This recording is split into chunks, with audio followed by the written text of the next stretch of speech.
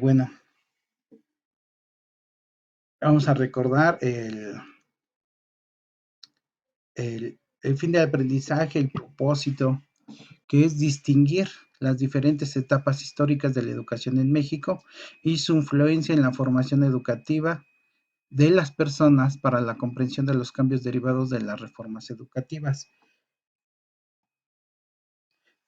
Los temas que vamos a revisar,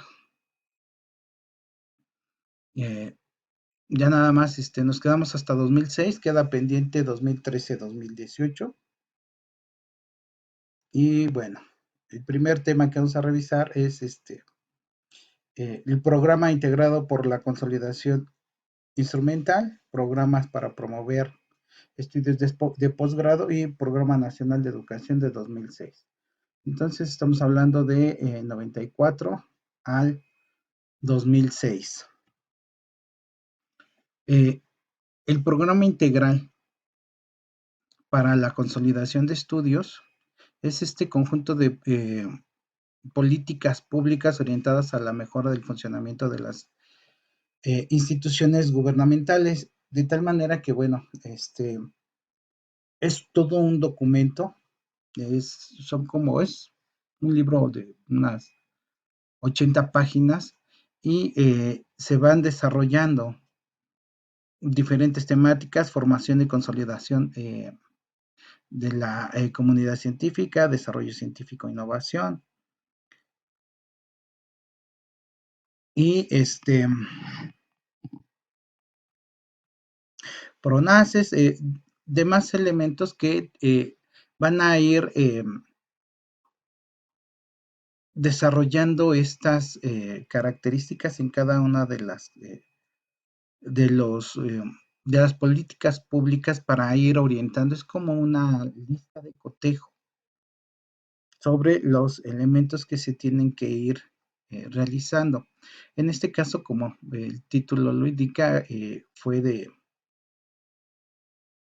los programas de modernización en línea, los servicios de posgrados y, bueno, algunas de las oportunidades que tienen a ustedes empezó eh, por ahí de 1994 al 2000.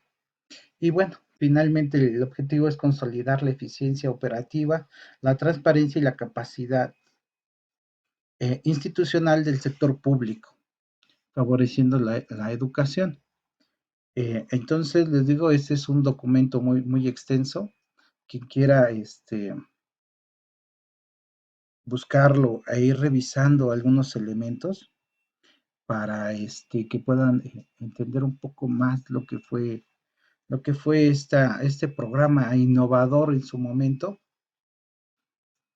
para pues establecer eh, de manera más clara los objetivos que se tienen que cumplir y la manera o la forma en que se tiene que cumplir cada objetivo. De ahí, bueno, nos vamos a el programa institucional. Este es un documento. Hay que recordar que todas las normas, leyes eh, que nos rigen en nuestro país, desde la constitución política hasta los acuerdos, tienen que estar publicados en el documento que se llama DOF, Diario Oficial de la Federación. Ahí en ese Diario Oficial de la Federación establece la fecha en que se tienen que ir desarrollando cada una de las partes que se establecieron y se autorizaron, y además en otras ocasiones solamente publican la fecha en que debe de entrar en vigor. Una vez que entre en vigor es obligado y es de manera oficial este documento.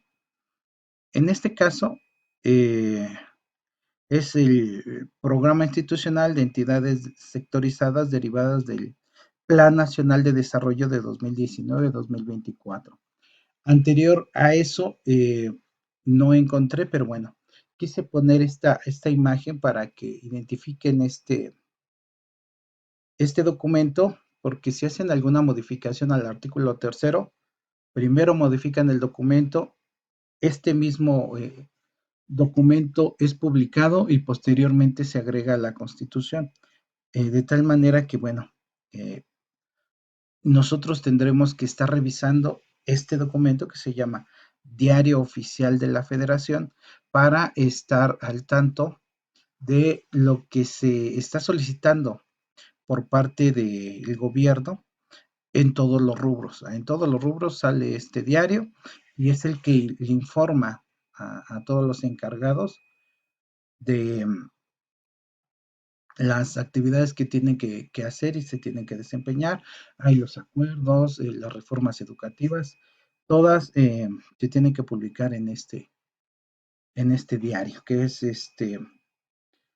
el que va a regir toda la educación desde la inicial hasta los posgrados. Tiene objetivos prioritarios y tiene objetivos del programa especiales. Entonces, es información que se tendría que estar,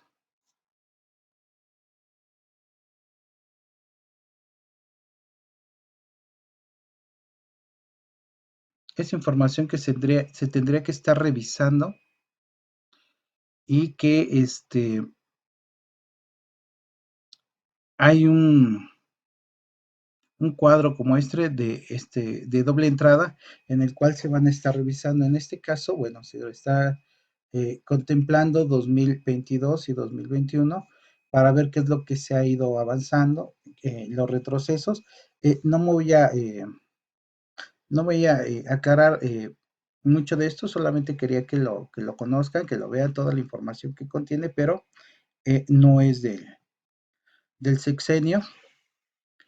Viene el nombre, los objetivos, la definición, el nivel, todas las características que debe de tener eh, el posgrado, el tipo de valor curricular, la estrategia que se va a utilizar y la validez, los niveles, las evaluaciones, viene detallado exactamente cómo se tiene que ir desarrollando cada una de estos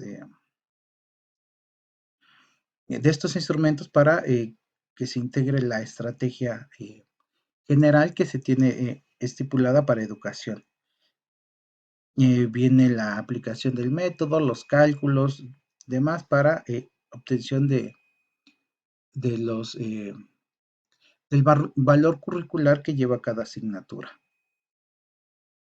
Entonces, una vez ya retomando nuevamente, el objetivo específico del PICI es la reingeniería, es decir, reorganizar lo que hay, no partir de cero, sino se reorganiza, se quita lo que pues de alguna manera no se considera relevante en ese momento y se realizan algunos cambios. Obviamente cada presidente, cada persona que está a cargo de una secretaría tiene una visión y esta visión va a ir cambiando en cada uno de los objetivos según el sexenio. Entonces aquí es el fortalecimiento de la gestión pública, capacitación y desarrollo del personal, la mejora en la infraestructura institucional y optimizar los recursos y materiales. Finalmente, pues eso no pasó o no pasó como estaba establecido en el documento. Ahorita voy a ahondar un poquito en eso. El programa de modernización del Estado buscaba fortalecer las capacidades institucionales mediante el uso eficiente de los recursos. Eh,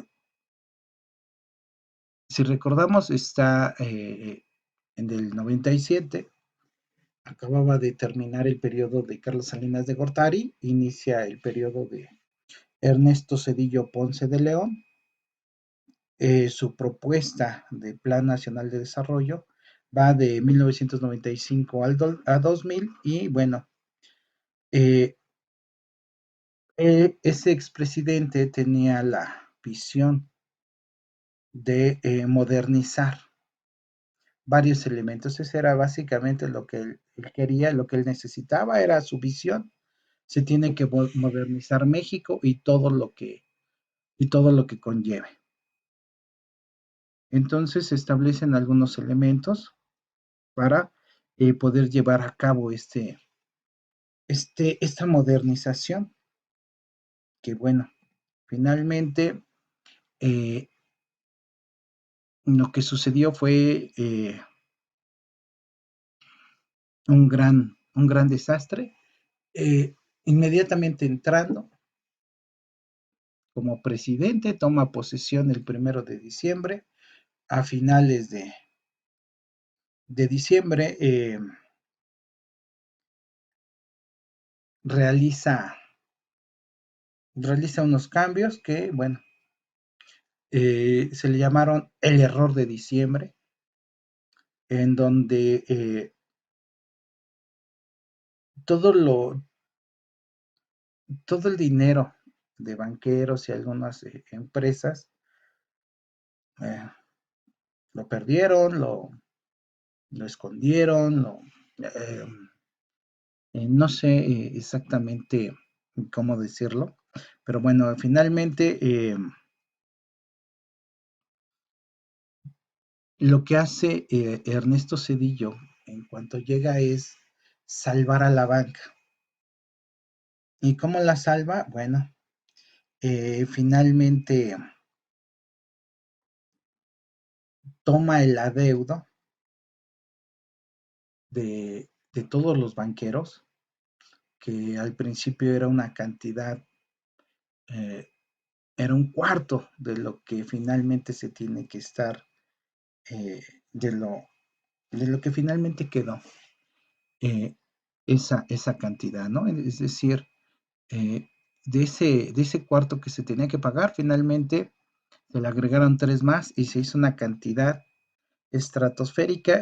Ahí hay una nota donde dice que se consumó el atraco del Fobaproa en San Lázaro, es decir, ahí lo autorizaron, que toda la deuda del banco la compró el gobierno y entonces nosotros, el gobierno, con nuestros impuestos, tenía que, tenía que pagar lo que los bancos, de alguna manera, habían desaparecido, ¿no? Entonces, eh, este es un elemento muy importante. Lo vamos a ver más adelante con Vicente Fox, la forma en que tiene que hacer algunos movimientos, pero este es el momento más molesto, el momento más incómodo de toda la población en esta época. Muchos de los que tenían deudas eh, se mataron, en fin. Pero bueno, entonces este antecedente va a ocasionar una molestia en la población. Esta molestia es siempre ir en contra del gobierno. La gente realmente estaba muy, muy molesta, muy enfadada.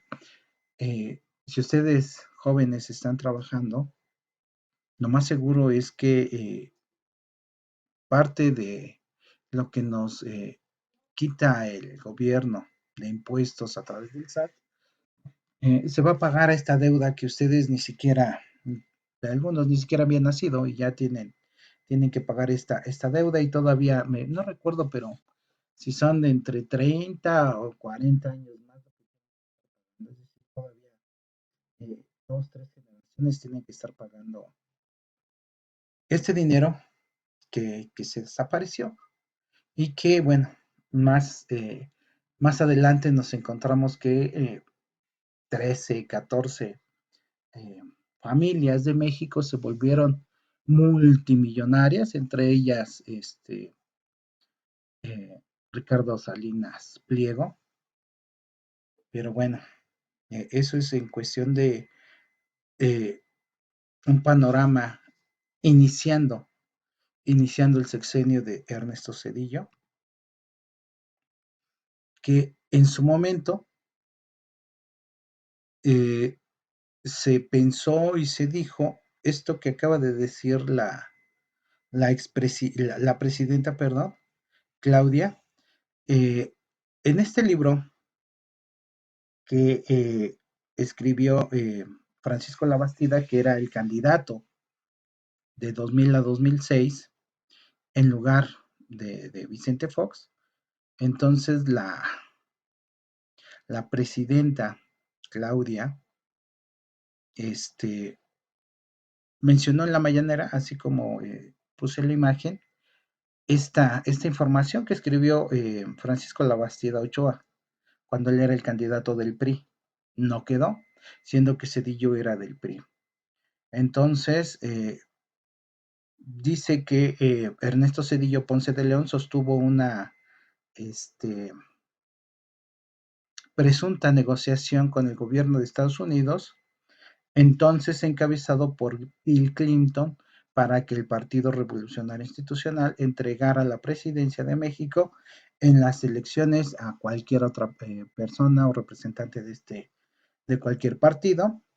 Y más adelante, Ernesto Cedillo Ponce de León habría negociado la entrega del poder al Partido Acción Nacional a cambio de un préstamo, imagínense, de 40,000 millones de dólares para solventar el daño de la crisis que ocasionó Cedillo.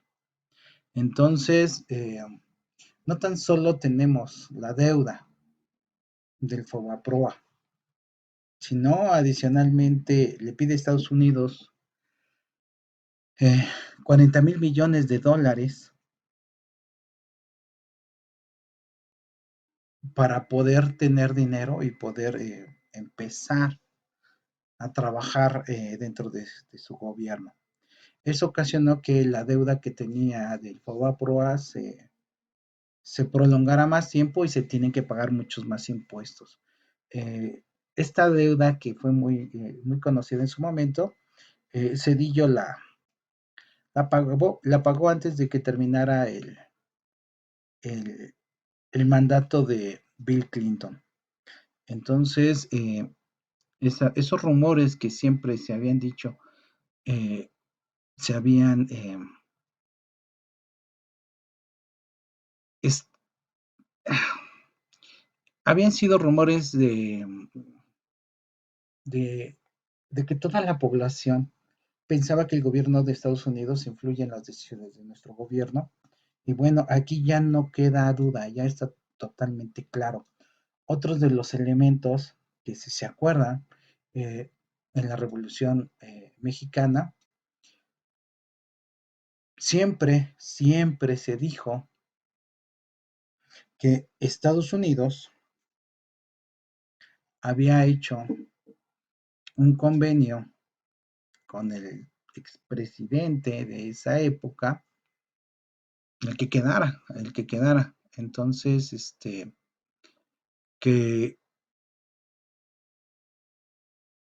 no podía México desarrollar tecnología, no puede desarrollar absolutamente nada de tecnología, y se llamaron los tratados de Bucareli, de tal manera que, si se dan cuenta, México nunca ha desarrollado absolutamente nada de tecnología. Finalmente, en el sexenio del expresidente Andrés Manuel López Obrador, se le preguntó, eh, no, no dijo que sí, pero tampoco lo negó. Entonces pudiera ser que a lo mejor eso es lo que nos limitaba de alguna manera, el estar bajo el yugo de las indicaciones que quisiera los presidentes de Estados Unidos, y una vez que terminó este acuerdo, ya el presidente ya no lo renovó, como lo hizo eh, en su momento eh, Enrique Peña Nieto. Justo Cedillo vendió una parte de las vías férreas y otra parte las rentó, bajo el lema de la modernización. Entonces, todo lo que hizo fue bajo el lema de la modernización. Finalmente, estas vías estaban rentadas por 25 años, y ahorita, antes de irse, el expresidente Enrique Peña Nieto la rentó por 50 años más. Entonces, ¿qué hizo el gobierno? Bueno, el gobierno de el expresidente Andrés Manuel construyó otros tramos de vías férreas. ¿Por qué? Porque si el gobierno quiere utilizar las vías que puso el gobierno con el dinero de los mexicanos que están en territorio mexicano, pues tiene que pasar y tiene que pagar como como una, como si fuera una caseta, siendo nuestro propio dinero al que le tenemos que pagar, y es Estados Unidos y Canadá el que son encargados de ello. Adelante, compañera María.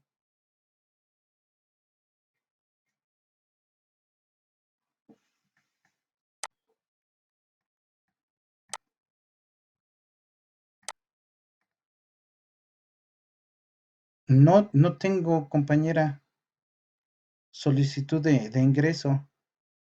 Ah, ya, ahora sí, ya llegaron. Gracias, compañera, qué amable.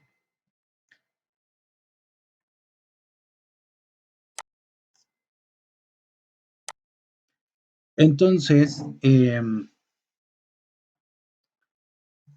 todo esto ocasiona, bueno, todo este contexto para que se entienda por qué eh, en nuestra currícula educativa no se puede desarrollar tecnología, no hay grandes investigaciones médicas, no hay grandes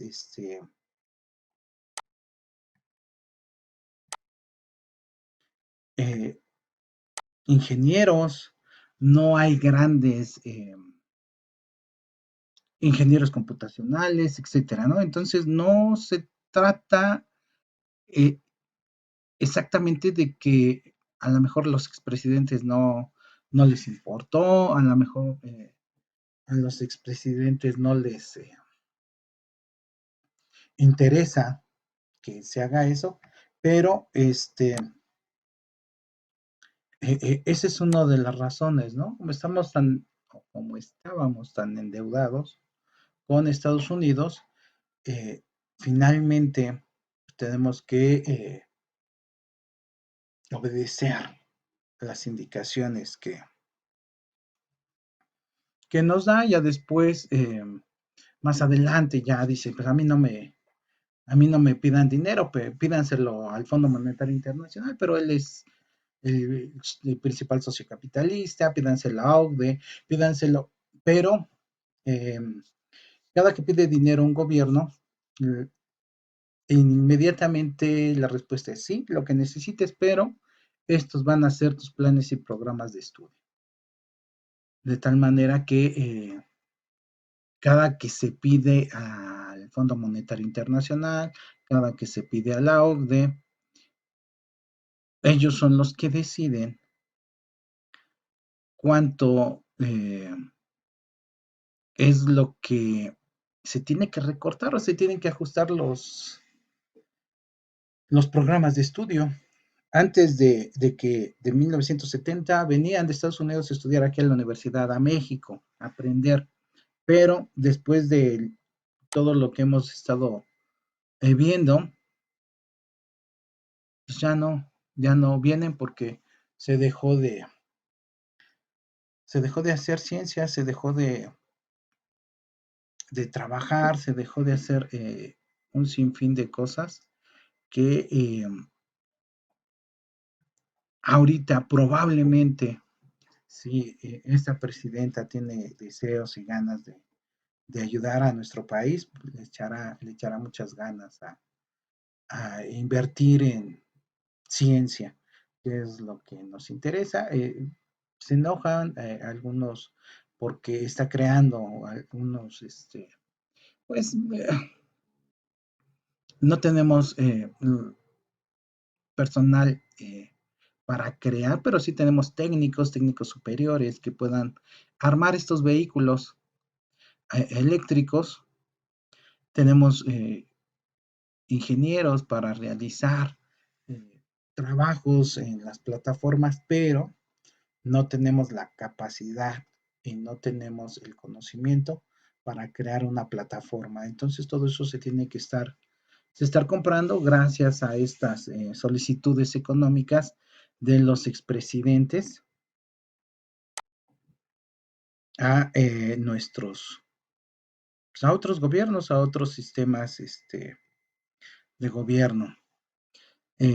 Nuevamente les recuerdo, este es el DOF, Programa Nacional de Población de 1990, y bueno, del 95 al 2000, que es la situación demográfica, todo lo que se tenía planeado para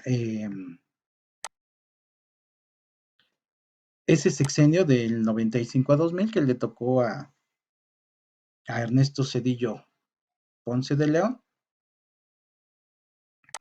y que bueno, objetivo estratégico de la política de población, metas y perspectivas futuras, lineamiento, desarrollos, dinámicas, educación y comunicación en la población, que ahorita eh,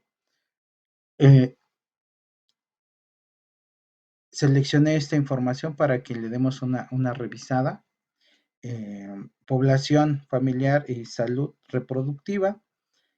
En esta época de planificación familiar y salud reproductiva, el gobierno dio la indicación que a todas las mujeres que tenían 3 hijos o más, después del parto fueran esterilizadas, así de grave y así de, de, de,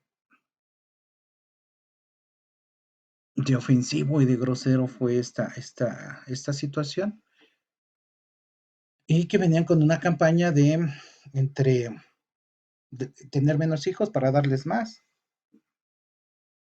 y finalmente aquí planificación familiar y salud reproductiva, que fue obligada a la población de manera consciente e inconsciente. Si conocen a Chomsky, se darán cuenta que todo lo que, los 10 puntos que menciona Chomsky para el manejo de masas, los utilizó perfectamente el gobierno para eh, reducir la población.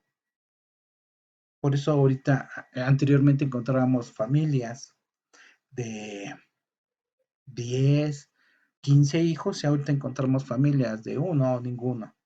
De tal manera que gracias a estas acciones que hizo el expresidente Ernesto Cedillo, ahorita pues encontramos escuelas que están cerrando, salones con 10, 15 niños, primarias que ya las están pasando, las están convirtiendo, están cambiando la clave para hacer instituciones de educación media superior, etcétera. Entonces, el que descienda la tasa de natalidad ocasiona un problema muy grave, que es el dinero que nosotros vamos ahorrando durante el tiempo que trabajamos, pues ya no va a ser suficiente. ¿Por qué? Porque los que están trabajando y abonan más se redujeron, entonces la tasa de nacimiento fue menor, y hay una cosa que le llaman la pirámide de natalidad, eh, más nacimientos y menos muertes. Antes era más muertes, menos muertes y más nacimientos. Entonces se incrementó la población y ahorita lo que querían era revertirla. Y ahorita lo que vemos es mucho más muertes y muy poquitos nacimientos. Todo esto viene desde 1994 con ideología del expresidente Ernesto Zedillo Ponce de León. Menciona fortalecer la familia, mejorar las condiciones de la mujer. Ustedes han visto si se cumplieron con todas estas propuestas que él tendría que haber llevado a cabo y que no las llevó. Respeto y atención a las condiciones sociodemográficas de la población indígena, descentralización de los programas y acciones de población, distribución territorial de la población y marginación interna, y población, medio ambiente y desarrollo sustentable. Que de eso, bueno, podemos decir que casi nada se lleva a cabo. Esta es del documento de su Plan Nacional de Desarrollo, extraje esta parte donde dice que la educación de las mujeres es la variable más estrecha ligada con la fecundidad. Entonces, este es el elemento que, pues yo les digo, ¿no? O sea, aquí queda perfectamente claro y que en su momento nadie se interesaba o probablemente nadie sabía que había un plan nacional de desarrollo, que es lo que iba a hacer el presidente en esos 6 años. Entonces, se hicieron algunas cosas que no tendría que haber hecho desde mi punto de vista, pero bueno, la literatura demográfica en evidencia sobre la importancia de la educación femenina como determinante de la fecundidad. La educación de las mujeres fomenta el afán de logro y superación personal. Obviamente aumenta la productividad y los beneficios en el hogar. Esta idea era en que se sustentaba en que si estudiaba la mujer, ya no tendría necesariamente pues mm,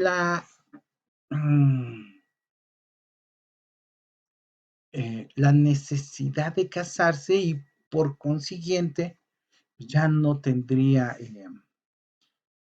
hijos y si llegan a tener uno o dos, ¿no? Entonces, eh, pone a estudiar a las mujeres, utiliza esa bandera, pero finalmente su propuesta atrás de lo que se publica era otra. Favorece también una mayor cantidad de decisiones autónomas y de libertad que se expresa en todas las esferas, tanto en el ámbito público como en el privado. La educación de las mujeres repercute no solo en el propio provecho, sino también en el de las familias. Ese es su argumento y que bueno, todo el mundo dijo, ah, perfecto, qué bueno, sí es cierto. Las mujeres les está dando importancia a que ellas se eduquen, a que no se queden en casa, que no sean amas de casa, sino que sean una parte fundamental de de su vida y del país, que era básicamente su lema. Las mujeres son muy importantes en la familia, con su vida y con el país. Y de ahí que, obviamente, que bueno, ¿no? Que las mujeres se interesaron más en estudiar, ya se veía diferente, porque antes de esta fecha eran más hombres y menos mujeres. Habían cada grupo, vamos a suponer, hablando de 50, 35, 40 hombres y 15, 10, 15 mujeres, ¿no? Y gracias a esto se fue equilibrando.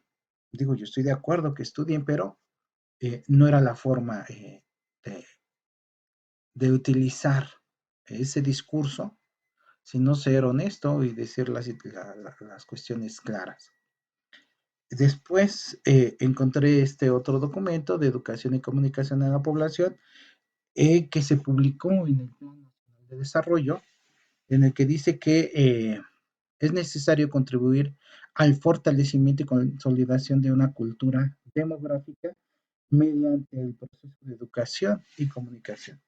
E incide todo su documento de educación y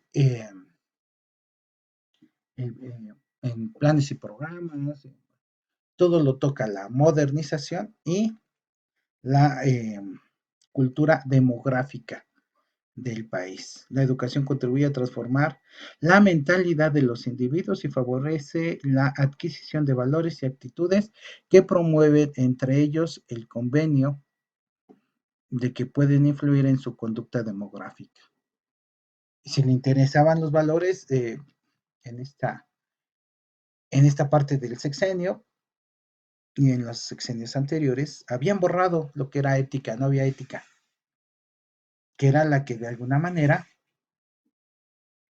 eh, esta asignatura de ética era la que pues te avisábamos nosotros antes de hacer cualquier cosa. Si recordamos anteriormente, la encargada era antes la iglesia, pero en estos periodos donde la mujer ya se pudiera trabajar, ya se pudiera ir a la escuela, o más que era una obligación ya que fuera a trabajar y una obligación que fuera a la escuela, los niños, sus hijos fueron quedando no en el abandono, pero sí quedaban solos porque tenía que cubrir un horario, tenía que realizar las actividades laborales y finalmente desempeñarse en casa. Eso ocasionó que pues ya no se fuera a a la iglesia, se perdieran los valores de derecho y se quedaran los valores de hecho, que son los que se impartían en la escuela, y en la escuela pues no se impartía porque no había ética. O sea, había comentarios de los maestros que mencionaban desde su punto de vista lo correcto, pero como tal, eh, una educación basada en valores, pues no, no existía, no había. ¿Por qué? Porque él tenía la mirada en otros aspectos. El objetivo que se menciona ahí es contribuir al fortalecimiento y consolidación de una cultura demográfica integral, procesos educativos de información y comunicación social dirigidos a extender y profundizar el conocimiento y la comprensión de la naturaleza, las causas y las consecuencias de los fenómenos demográficos, desarrollar y promover actitudes participativas en la solución de problemas, crecimiento y distribución de la población y fomento con pleno respeto a los derechos y libertades de las personas. Pues eh, estos derechos y libertades de las personas, si ustedes se dan una vueltecita ahí a YouTube, van a encontrar que hubo muchas matanzas que se le atribuían al gobierno. No estamos eh, diciendo que así sea porque no hay ninguna evidencia oficial, pero se le atribuían muchas matanzas. Mientras, aquí su documento nos dice el respeto y los derechos y libertades de las personas. Comprometidos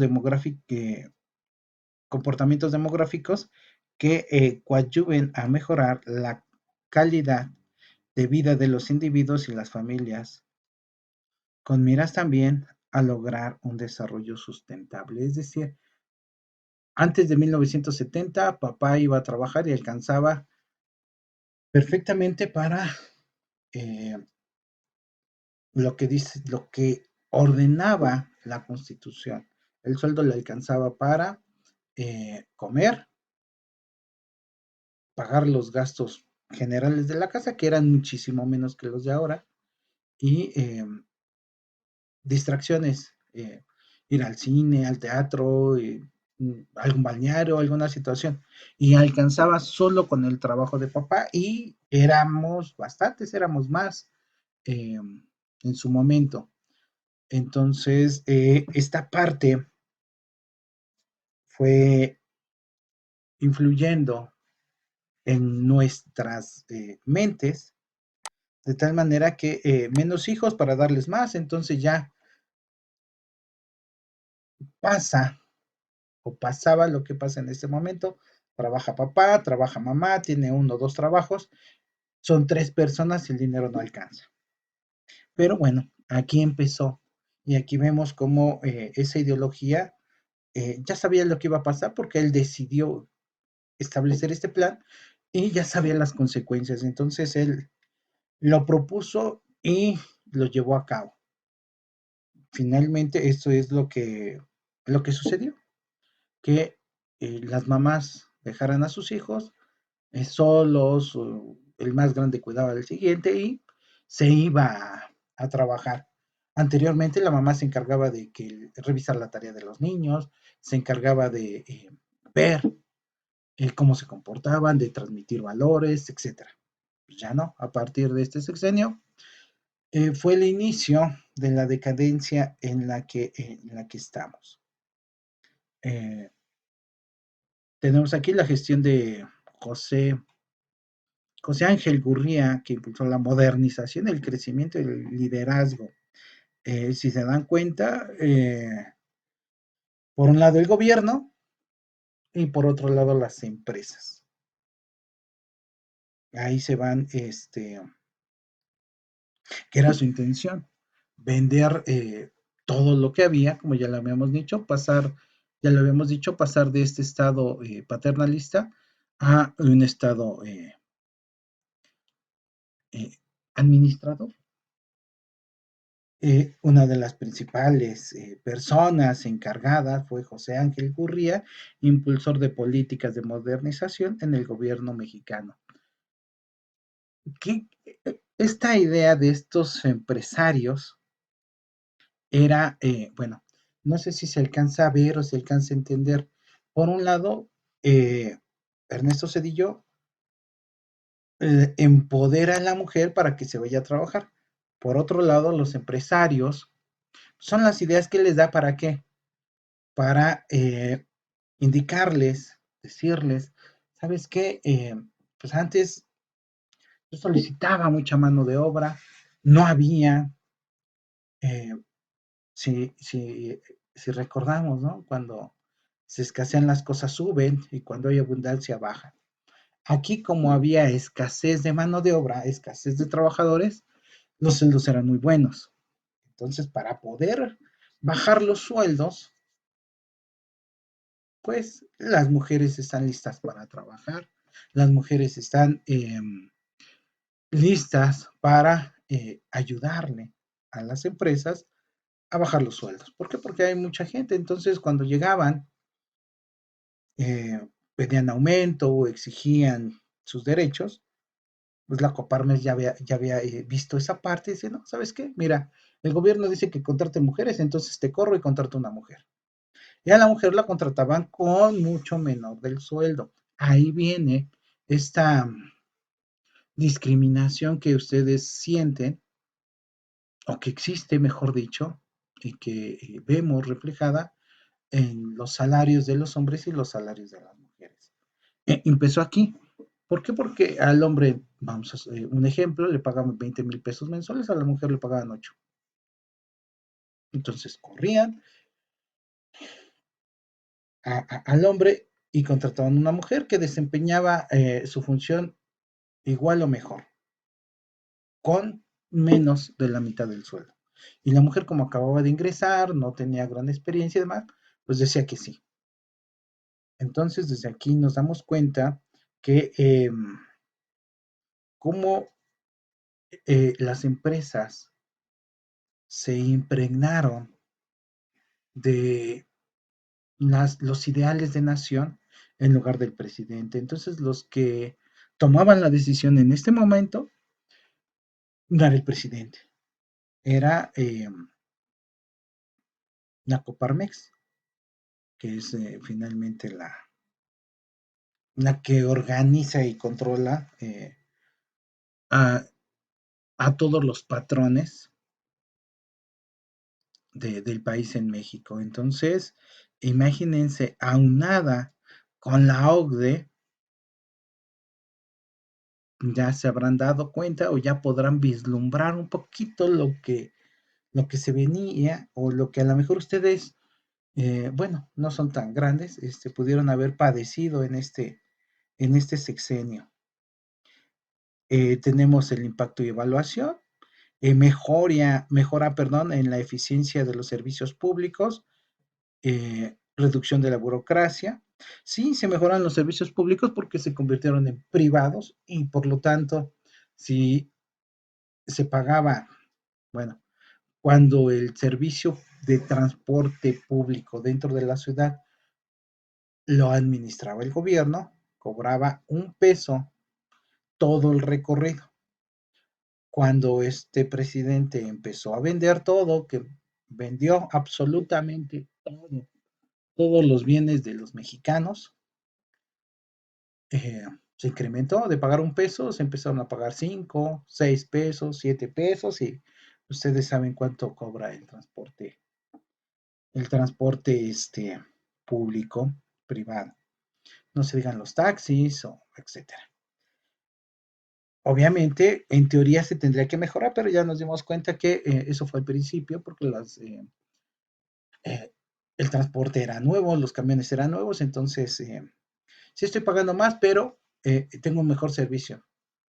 Al paso del tiempo, del 5 o 6 años, ya nos dimos cuenta que siguen transitando a microbuses y que ya son básicamente chatarra y siguen cobrando como si fueran nuevos.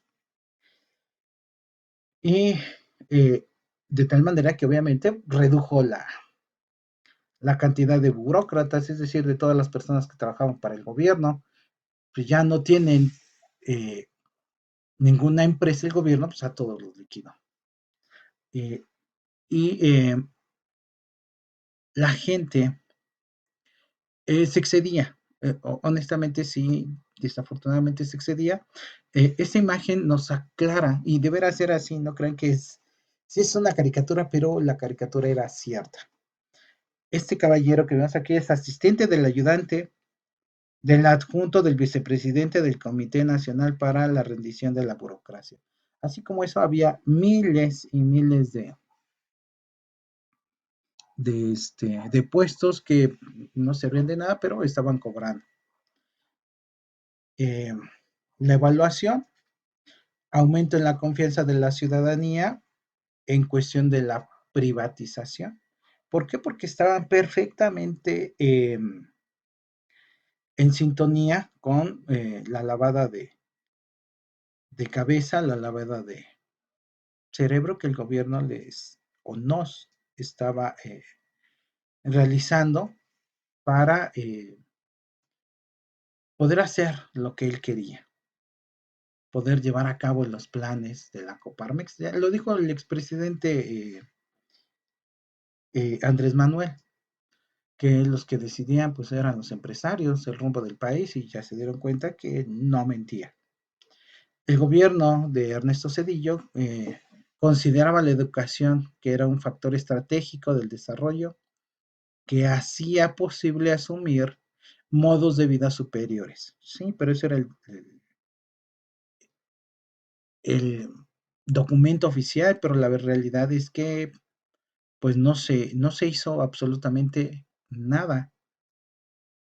Eh, Se hablaba de equidad, de calidad, de pertenencia a la educación, este, pero en realidad no se no se llevó a cabo nada. Adelante, compañera Violeta. Ah, muchas gracias, le agradezco. Entonces, todo esto, imagínense las ganas que tenía la gente de estudiar después de ver todo eso. Había algunas personas que sí lo entendían, la mayoría de las personas no. La información general la daba Televisa y bueno, finalmente, pues sí, maquillaba ciertas cifras, etcétera, ¿no?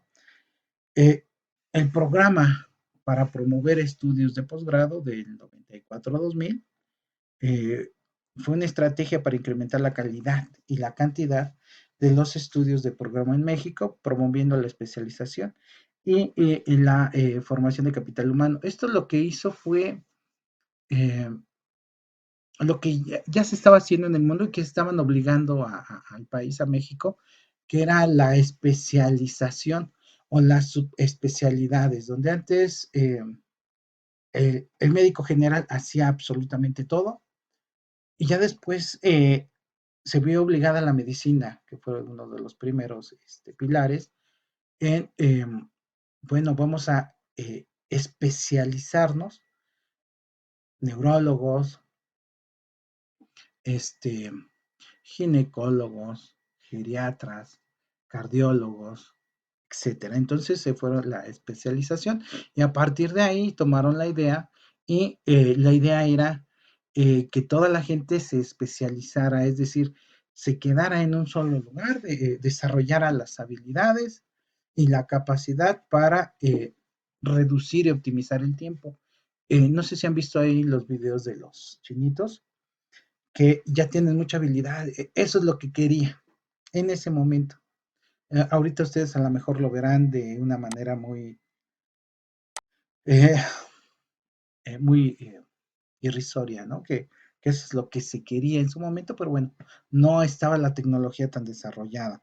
Eh, Había computadoras, pero era solamente en las grandes empresas.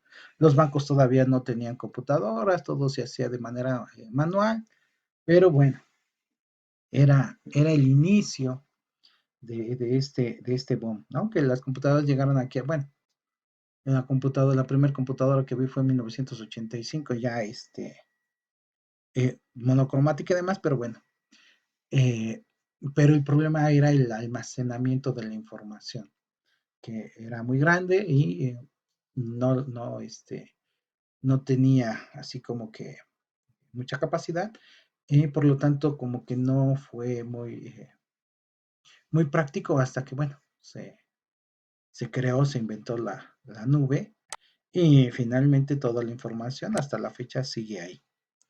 El objetivo era incrementar la creación de programas de posgrado, ciencia, tecnología y humanidades en universidades mexicanas y promover la internalización. Finalmente no sucedió nada de esto, pasó sin ser un gran referente.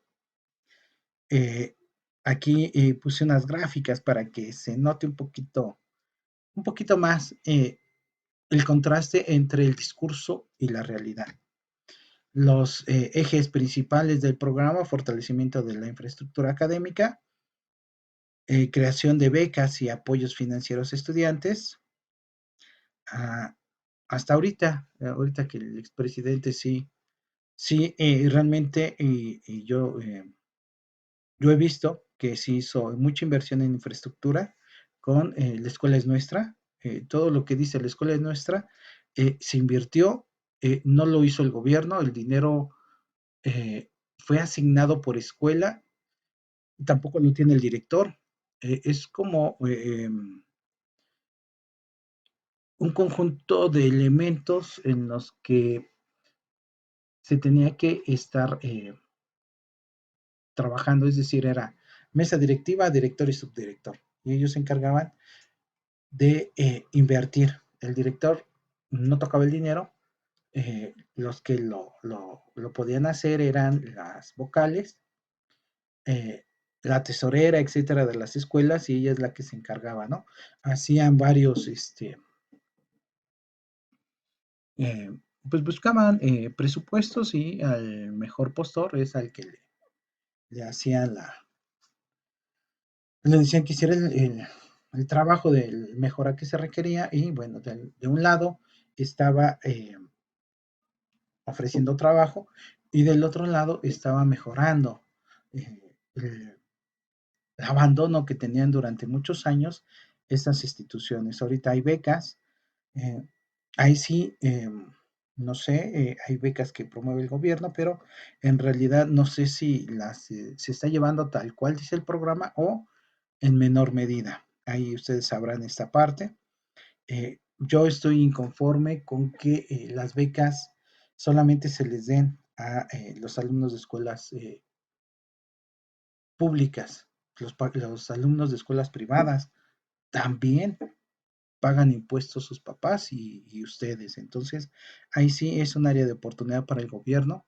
La beca es la beca y la calificación y darle el dinero a quien lo merece, no solamente a quien esté en escuela privada o pública, perdón. No a quien esté en escuela pública, sino a quien lo merezca, que se le entregue, ¿no? Y sin importar si es escuela privada o pública. Eh, se desarrolla la investigación científica, se crea el Cinvestav en el Politécnico, pero finalmente no pasa nada. Vemos los números, cómo cayó tristemente de 70 a 40 y de 40 se mantuvo, baja en ocasiones a 30, 20, pero ya no podemos alcanzar esos niveles que se tenían de cobertura por entidad federativa, etcétera. Así como vemos esa gráfica, fue todo desde yo considero que fue desde el 80, sí, del 80 en adelante, que fue en caída libre. Y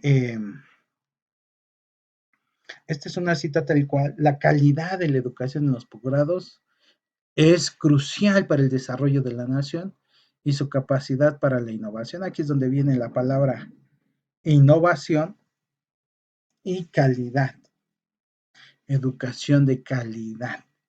Ya se establece con mayor fuerza y la educación de calidad en su momento se tenía que era la formación inicial y continua del profesor, con una buena legislación, es decir, obligándolo a que eh, desarrolle lo que el gobierno quería, no lo que se requería dentro del salón, no lo que requerían los alumnos, no lo que requería el país, sino replicar las indicaciones que quería el gobierno, centros, recursos e infraestructura, que tampoco los creaba el gobierno, pero le daba concesiones. Por ejemplo, Cuautitlán Izcalli otorgaba el permiso para una zona de construcción de casas y para poder otorgar el permiso, la condición es que creara una escuela. De ahí que casi todos eh, estas casas tienen escuelas y normalmente ¿qué ofrecen? Bueno, pues una escuela primaria, que es lo más fácil, preescolar. Por eso es que en estas unidades habitacionales está una escuela, porque era parte del convenio para poder desarrollar esa unidad habitacional, familias y entornos familiares. Y bueno, ese era el círculo virtuoso que ellos consideraban. Todo esto eh, emana del Plan Nacional de Desarrollo del expresidente, su Estrategia Nacional de Innovación y Tecnología. Principales exponentes, que todavía creo que está vigente este personaje, Juan Ramón de la Fuente, que fue rector de la UNAM y que como fue rector de la UNAM, propuso hizo alguna sugerencia. Bueno, y si vendemos la universidad y si vendemos el Politécnico, que sean todos privados y quien pueda estudiar, que estudie y quien no pueda, que no tenga la capacidad, que no lo haga.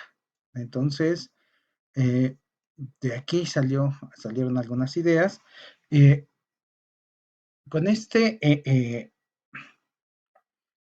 con esta idea, con este emblema que tenía el presidente de innovación y tecnología, cae de suerte para el gobierno que, o algunos más mal pensados dirían que como premio a que estaba obedeciendo el gobierno lo que estaba pidiendo Estados Unidos, bueno, le dieron el premio Nobel a Mario Molina. Entonces recibe el premio Nobel de Química en 1995 gracias a las políticas educativas de Innovación y Tecnología del expresidente Ernesto Zedillo Ponce de León.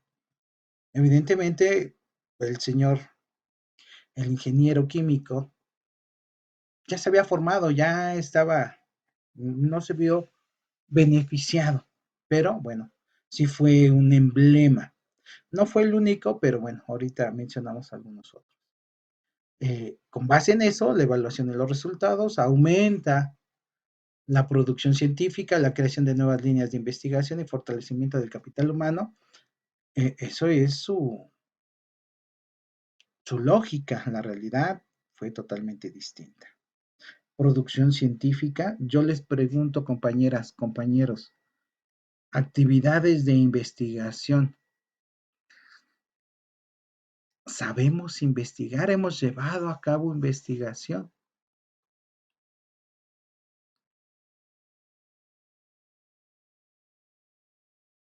La respuesta es no.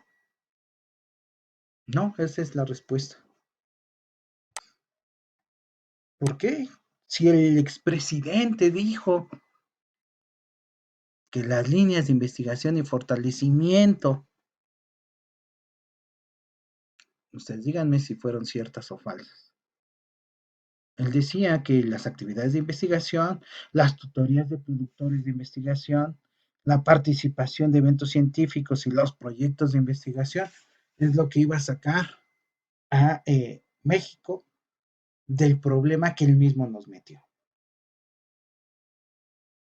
21 años después, o 20 años, ¿qué sabemos de investigación? ¿A quién conocemos que hace investigación?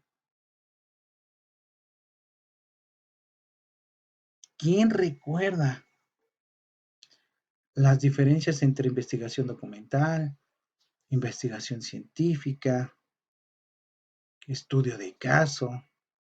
Eh, ¿Quién estudia eso? Esos son los resultados que obtuvimos con base en los programas de investigación. Si esto hubiese sido aplicado de manera correcta, ahorita todos tendríamos el dominio y las características de lo que se requiere para la investigación. ¿Por qué? Porque fue un emblema de gobierno. Todos necesitamos, ustedes que están estudiando, ahorita sí, dicen, pues ya estoy pensando que termino y hago una maestría, hago un doctorado. Ah, ok. Pero antes, no. Y justamente los programas de estudio posteriores, pues no lo eliminaron, pero sí le fueron restando importancia a estas actividades de investigación que básicamente es lo más importante para que un país salga adelante. Imagínense cuánto dinero hubiese recaudado México si él hubiese sido el primero, el primer país en haber desarrollado la vacuna contra el COVID.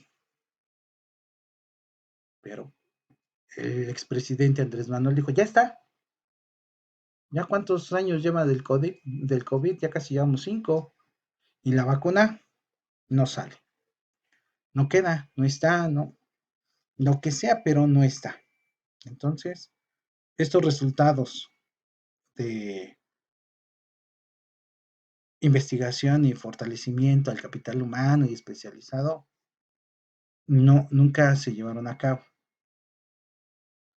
Se establecieron algunos métodos, teorías, hay que recordar, hay que verlo, pero nunca se llevó a cabo.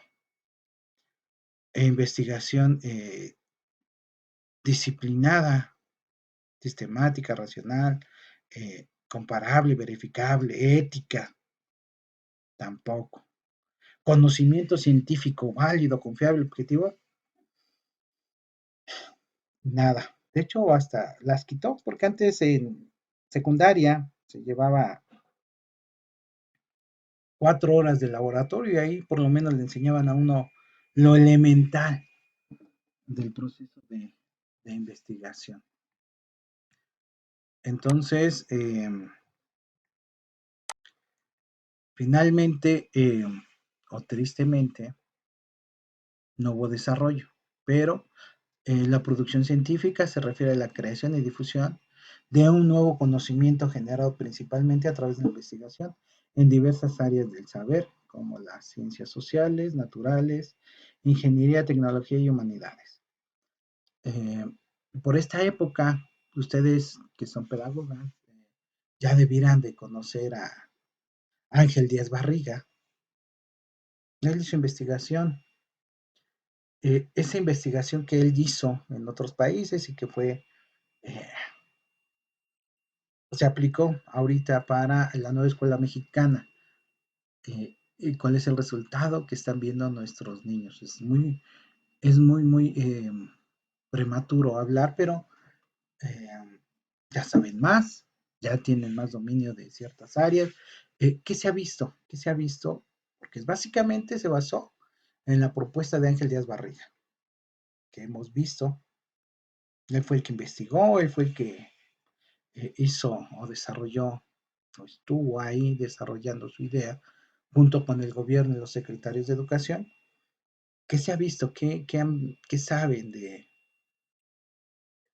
de los programas y planes de estudio? ¿Cómo los niños han entendido, han interpretado, han desarrollado a partir de estos nuevos planes y programas? Ya lleva 2 ciclos escolares, el anterior y bueno, la mitad de este. Vamos a ver más adelante para poder hacer una evaluación, pero bueno, el aumento de la inversión pública en investigación finalmente se la queda el CONACYT, que hace poco, igual tristemente recordado porque no había manera de que el dinero que se le había dado a CONACYT para es el Consejo Nacional de la Ciencia y la Tecnología, para estudio de programas de posgrado,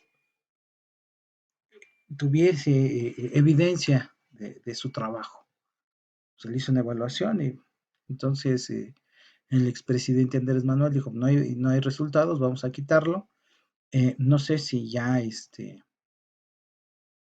hizo adecuaciones, pero era la propuesta porque se invertía mucho dinero y no había resultados, o probablemente resultados magros. Algunos exponentes que igual fueron así como, híjole, yo pienso que Estados Unidos fue el que dijo, bueno, te voy a ayudar porque ya recibimos mucho dinero. Entonces, tenemos a Renato, astrofísico mexicano, conocido por sus trabajos en el área de astronomía y su participación en proyectos internacionales de investigación científica, y a Xochitl Orozco, investigadora biotecnológica, especialmente en áreas de genética y biología molecular. Hasta ahí se quedó el reconocimiento y el desarrollo de estos tres grandes personajes de la época. Después eh, viene lo que anteriormente les había dicho, ¿no? Estos acuerdos que había con Estados Unidos, la gente ya estaba muy molesta y el presidente de Estados Unidos, Bill Clinton, dijo, sí te presto el dinero, pero tienes que dejar la presidencia. Entonces se la dan a Vicente Fox. Ya vimos ahí que lo presentó la Mayonera, entonces, bueno, ya es una información medianamente oficial. El Programa Nacional de Educación fue en este periodo una estrategia integral que abordó la educación desde la educación básica hasta la superior, con un enfoque en la equidad y la calidad educativa, que es lo que igual se habló, ¿no? O se seguía hablando que seguía la Coparmex, los empresarios, solicitando estas características del egresado, cualquier nivel técnico medio superior, que tuviera calidad educativa para, bueno, el logo era reducir las desigualdades y el acceso a la educación y garantizar la cobertura. Pues no, no sucedió eso. Dentro de su plan, eh, pude rescatar esta información que es del plan específico 2006 que firmó el expresidente Vicente Fox Quesada. La renovación se debe sustentar en la educación, la gobernabilidad y la gobernancia. Entonces aquí la gobernabilidad democrática es su bandera, la salud, la seguridad pública. Y ahí es donde justo aquí, cuando habla de la seguridad pública, inicia todo el problema que tenemos ahorita de, bueno, no va a salir en YouTube, entonces sí se puede decir de manera de la violencia en México, de, pues de los narcos y todo eso surge a partir de aquí. Cuando en su programa nacional de desarrollo dice que va a sustentar la seguridad pública, híjole, pues no fue el caso. El desarrollo económico, dinámico e incluyente, la competitividad, que es lo que querían las empresas, como los elementos importantes para tener el potencial que nos permita aprovechar las oportunidades. Bueno, ese es el discurso. El plan de desarrollo establece como columna vertebral el desarrollo de la educación. A lo mejor a algunos de ustedes les tocó esto, por lo que habremos de impulsar la revolución educativa que nos permita elevar la competitividad del país en entornos mundiales.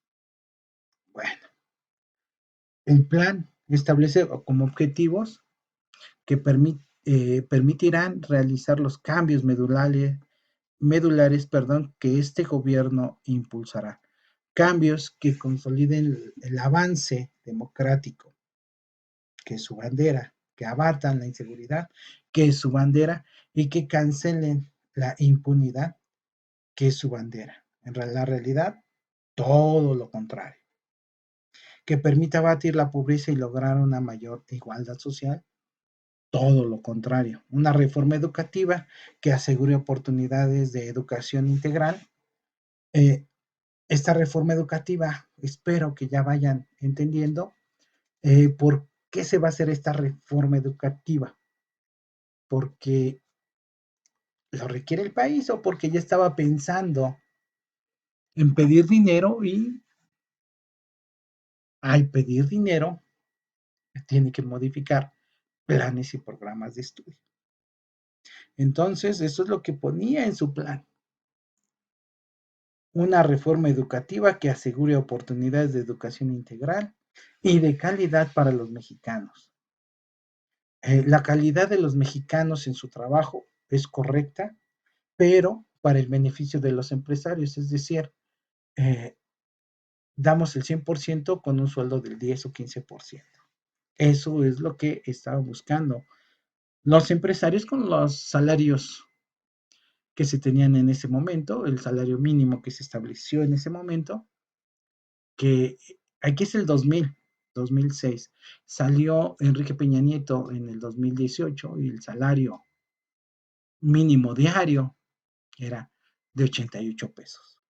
Entonces, pero aquí se exigía la calidad para estudiantes y maestros. Los cambios que garanticen el crecimiento con estabilidad en la economía, que tengan como premisa fundamental ser incluyentes y justos. Otro elemento importante es, eh, estableció como mandato de gobierno la inclusión. Al ser un mandato de gobierno, entonces las escuelas especiales ya no tendrían ninguna, ninguna función, de tal manera que lo hizo para desaparecer todas las escuelas especiales, integrarlas a las escuelas normales, pero realmente, honestamente, no le interesó, ¿Por qué? Porque los maestros no estaban, no estamos capacitados para entender el lenguaje de señas, no estamos capacitados para atender alguna situación médica que podía presentar cualquiera de los estudiantes, porque ya al ser incluyente, tendrían que ir a una escuela pública, y ya no una escuela especial, una escuela primaria general, y los alumnos, los maestros, el director, a la fecha no hay eh, rampas para que entren los niños en silla de ruedas si así fuera necesario. Entonces, fue el discurso para quitar esas escuelas y ahorrarse esos salarios. Hemos estado hablando, espero que se estén preguntando, que estén pensando, bueno, se vendió ferrocarriles, se vendió teléfonos, se vendió todo. ¿Y ese dinero que se obtuvo, dónde está? Se hizo el FOBAPROA, donde se compró toda la deuda.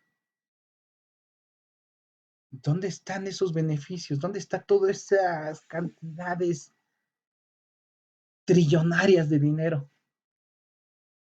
El país sigue igual, seguimos con la misma deuda, eh, calles, avenidas, carreteras, sin atención. Entonces, estas grandes cantidades de dinero, ¿a dónde?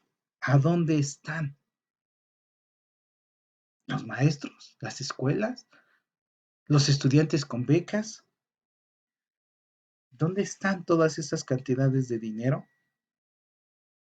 Yo, se vendieron, no se vendió cualquier cosa, se vendió ferrocarriles, se vendió Comisión Federal de Electricidad, se vendió teléfonos de México y toda la infraestructura terrestre y aérea. Se vendieron algunos puertos, se vendió este, parte, parte de Pemex, se vendió el transporte público local. Y todo ese dinero, ¿a dónde quedó? Y además, nunca se supo qué se hizo con ese dinero y nos quedamos con una deuda. Eso sí, sabemos que se tiene que estar pagando. Entonces,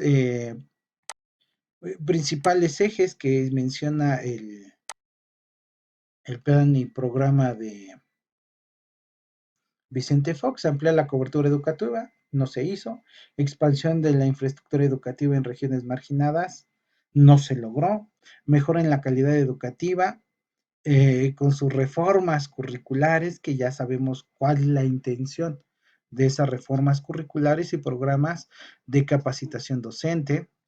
La reforma curricular sí se hizo porque es una obligación, si ya se tenía el dinero, pues se tiene que hacer la reforma. Equidad en el acceso a la educación y políticas de inclusión para poblaciones vulnerables, no se hizo. Acceso universal a la educación de calidad, que aquí es donde se inició los 4 pilares de la educación, se inició eh, la, el enfoque de educación por competencias, y que bueno, todo esto se alinea a las necesidades de la empresa. ¿Por qué? Porque vamos a ser la mano de obra del mundo, pero no como los chinos que hacen tecnología, ¿no? Armar carros, porque no los hacemos. Aquí vienen las piezas y lo único que hacemos es armarlo. Armar toda la tecnología, la televisión ya viene hecha, ya nada más se arma. ¿Por qué? Porque sale más barato. Esa es la situación.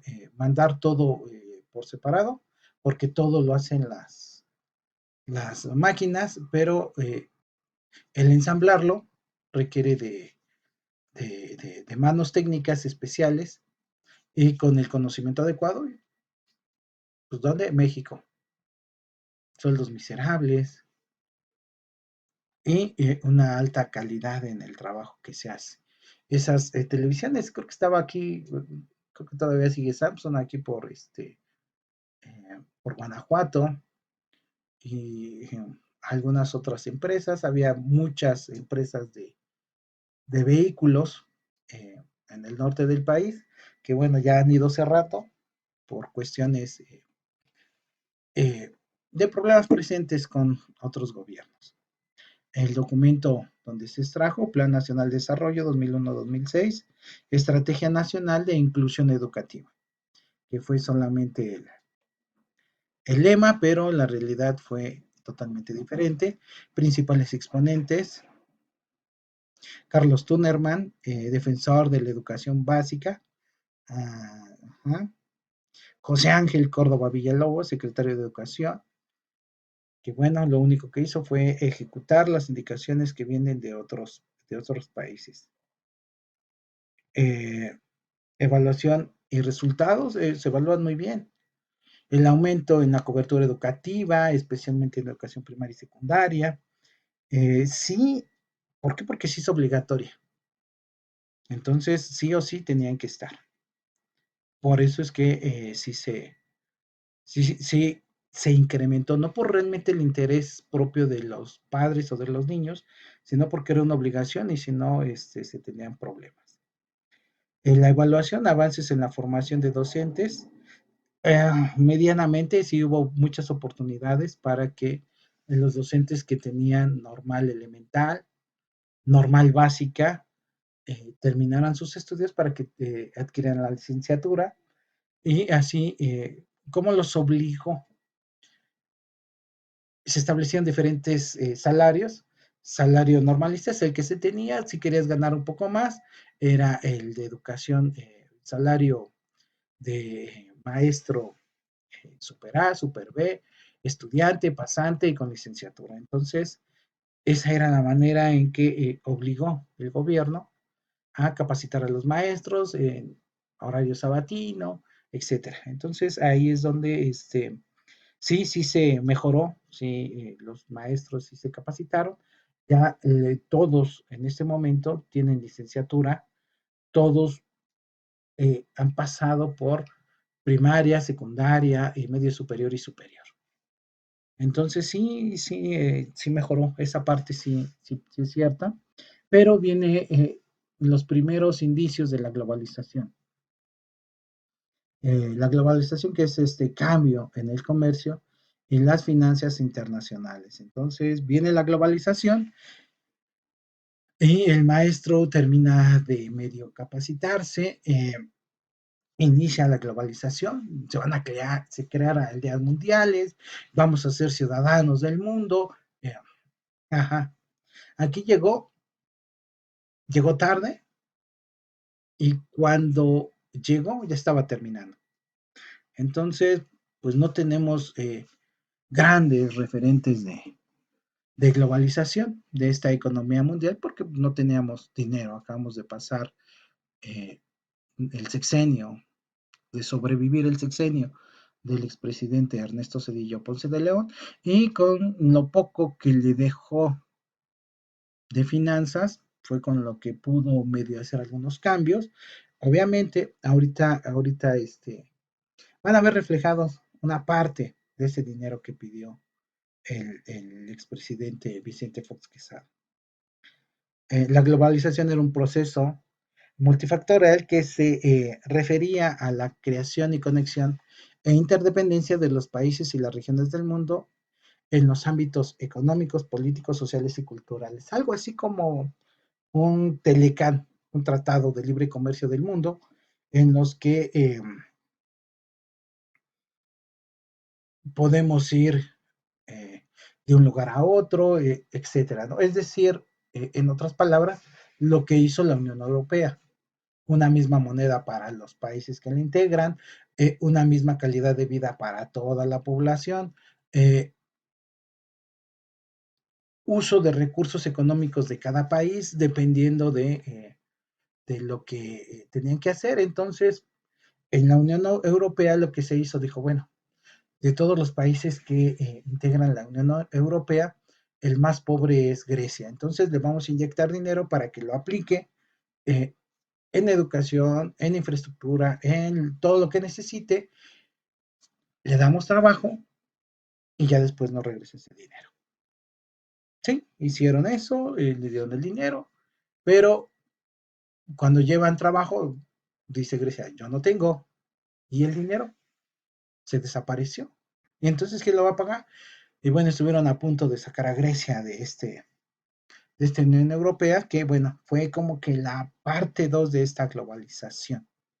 Entonces, este fenómeno ha sido impulsado principalmente por los avances en la tecnología y la comunicación.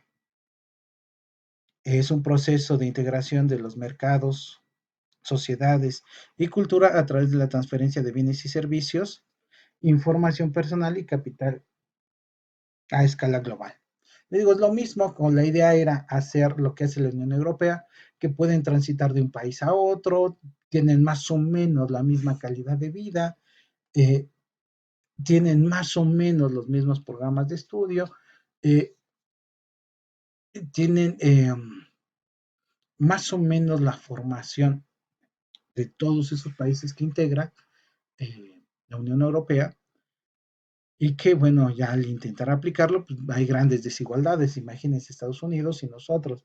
Ellos ya tenían internet, computadoras personales y aquí iba llegando una computadora con televisión monocromático y yo creo que eh, el, la pantalla era el tamaño de un teléfono, no más. Entonces, pues no, llegó tarde y mal y ni cuenta nos dimos. Hubo impactos positivos en la economía global, acceso a nuevas tecnologías y el intercambio cultural y educativo. En ese entonces, estamos hablando del 2006, se decía que teníamos un atraso de entre 35 y 40 años con Estados Unidos. Yo creo que ahorita ese atraso que tenemos con base en su tecnología es mucho mayor. Ellos ya utilizaban los CDs y nosotros llegaron mucho después y cuando llegaron aquí los CD, ellos ya tenían USB. Cuando llegaron aquí las USB, ellos ya estaban utilizando la música eh, en línea. Nosotros tenemos la música en línea y ellos ya tenían, no sé, alguna otro avance que nosotros todavía no lo teníamos. Entonces, el avance que tenemos nosotros son los desperdicios que deja Estados Unidos. Es decir, ya fue el boom de los televisores de plasma, mándaselos a México. Y aquí llegan los televisores de plasma y ellos ya tenían full 4K, etcétera. Entonces, así es como nosotros nos hemos ido desarrollando con toda la basura que ya no quiere Estados Unidos.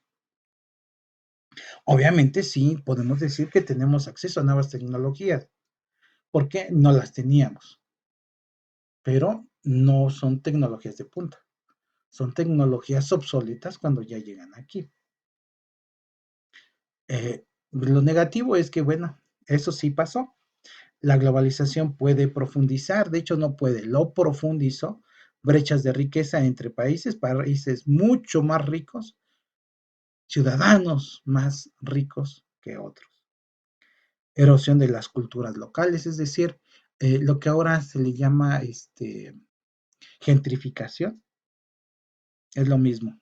Van a ir quitando, llegan nuevos y van a ir quitando a los que estaban establecidos, van subiendo el precio, van cambiando muchas cosas, pues no me gustan las tortillas, ni el ruido que hace la máquina de tortillas, entonces voy a pedir que la quiten de aquí, y todo eso es lo que de alguna manera trajo la globalización y la gentrificación al, al buscar otras opciones en el mundo de un lugar donde vivir. La globalización es un fenómeno complejo y multifactorial que transforma las relaciones entre los países y la sociedad. Nosotros teníamos un tratado de libre comercio con Estados Unidos vigente y que al mismo presidente no le importó, que a misma Canadá no le importó. Si están al pendiente de las noticias, ¿qué dijo el presidente Donald Trump a México? ¿Sabes qué? Te voy a poner aranceles porque no estás haciendo nada contra el narco. ¿Qué dijo Canadá? Sí, es más, lo sacamos del Tratado de Libre Comercio. ¿Qué dijo Trump? pues no, también te voy a sacar a ti Canadá.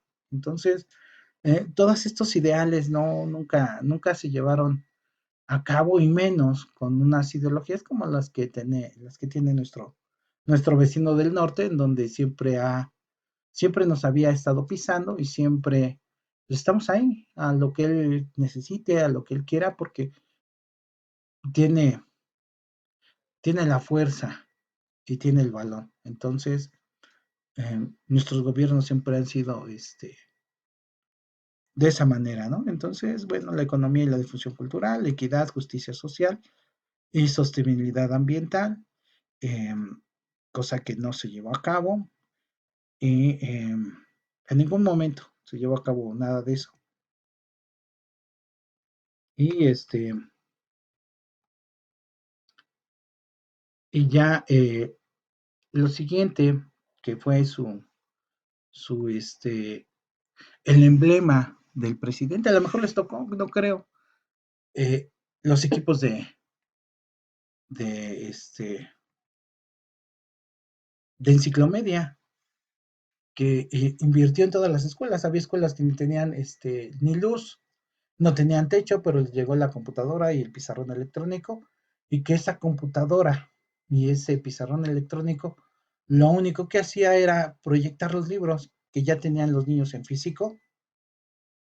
Entonces, bueno, esa fue su idea de modernización educativa,